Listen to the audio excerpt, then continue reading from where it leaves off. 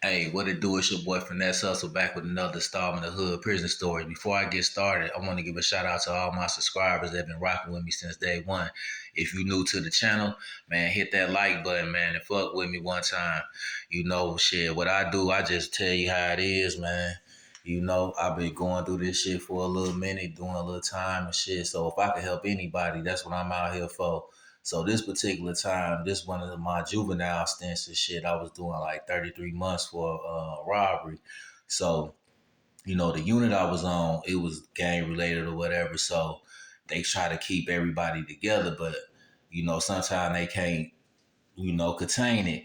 So, but this particular time, it was supposed to be like a smooth situation. So we all in the day room, a few guys, they in they cells doing whatever, taking some time for themselves. So, man, when you in there, you got your little urges and needs or whatever. So I guess two dudes, they in the cell, and one of them, he writing a letter or whatever. The other dude, he on his bunk doing whatever he was doing. So the dude that's writing the letter, he happened to look up, and I guess Buddy on the bed had his tool in his hand.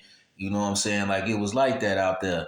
So they get into it, and I guess it went from there. I don't know. I guess he didn't want to stop doing what he was doing and shit. So, long story short, he ends up um, pulling dude off the bed. They get to fighting or whatever and shit. He got the pen. He stabs dude in the pen. Now, these one of them real deal pens, the ones that got the clicker. You know what I'm saying? So, he done stabbed a man in the head. So, we in the day room and shit playing cards or whatever. First we hear the lady guard, she screaming and shit. And then we see what she's screaming about. Dude got the pen in his head and shit. So after that, just to add insult to injury, he didn't grab a motherfucking like the push broom and shit. He beating dude with that motherfucking all type of shit. You know what I'm saying? Going crazy on him. And shit, it's blood. Now it's blood. The blood already leaking down all in his face and shit. So he trying to ball up. The pen still in his head. Then now everybody done got up. Now these dudes, they in the same gang. So, they guys looking like shit.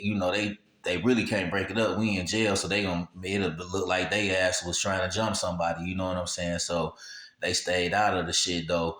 Mace came out. We all laid on the ground and all that shit. Went through the procedure.